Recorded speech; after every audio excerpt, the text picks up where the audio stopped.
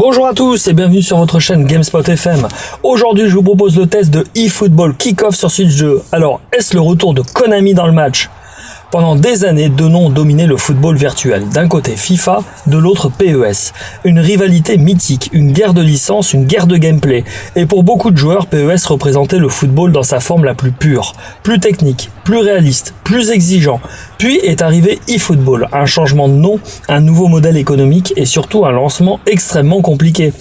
Mais plusieurs années après ses débuts difficiles, Konami continue de faire évoluer sa formule. Et aujourd'hui, eFootball débarque avec sa propre version, enfin sur Nintendo Switch 2. Alors, est-ce enfin le retour du grand rival d'EA Sports ? Ou simplement une version portable correcte d'un jeu toujours en quête d'identité ? Pour comprendre eFootball, il faut revenir quelques années en arrière. La série Pro Evolution Soccer a longtemps été considérée comme la référence du gameplay footballistique. Les sensations de jeu, les frappes, les contrôles, la construction des actions, tout paraissait plus naturel que chez la concurrence. Puis, Konami décide de transformer sa licence. Exit PES, bienvenue à eFootball. Un jeu pensé comme une plateforme évolutive et gratuite. Une décision ambitieuse mais qui a profondément divisé les fans historiques. Heureusement, une chose n'a pas changé, le gameplay, et c'est probablement la meilleure qualité du jeu. Les matchs demandent de la réflexion, les passes ont du poids, le placement compte énormément, les actions se construisent patiemment, on est loin d'un football complètement purement arcade. Chaque occasion doit quand même être créée, chaque erreur peut coûter cher. Et c'est précisément ce qui rend les victoires aussi satisfaisantes. Manette en main, eFootball reste capable de proposer certaines des meilleures sensations du genre.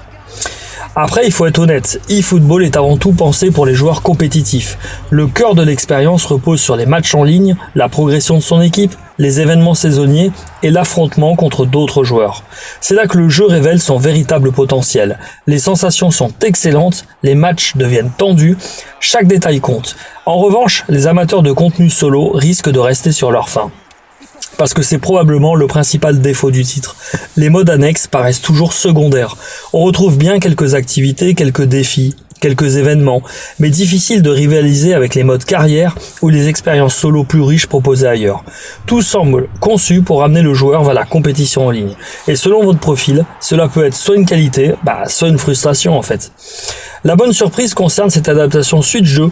Le jeu tourne de manière fluide, les matchs restent agréables, les animations conservent leur qualité et surtout le format portable fonctionne remarquablement bien.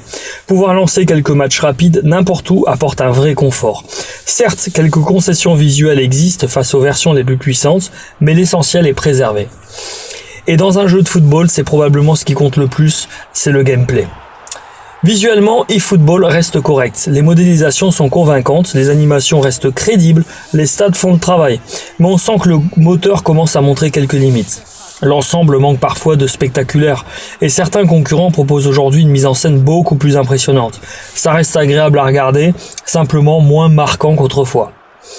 Impossible également de parler d'eFootball sans évoquer son modèle free-to-play, parce que même si le jeu reste accessible gratuitement, et encore pas sur cette version Switch 2 qui est payante, la présence constante des systèmes de progression et des achats optionnels peut agacer certains joueurs. Bon, rien de bloquant, mais l'équilibre entre plaisir de jeu et monétisation continue de faire débat, et ça accompagne toujours l'image du jeu. Reste à savoir si cette version Switch 2 qui vient de sortir suivra ce modèle économique. Ma conclusion, eFootball sur Switch 2 réussit son principal objectif, proposer une expérience footballistique solide et fluide en portable.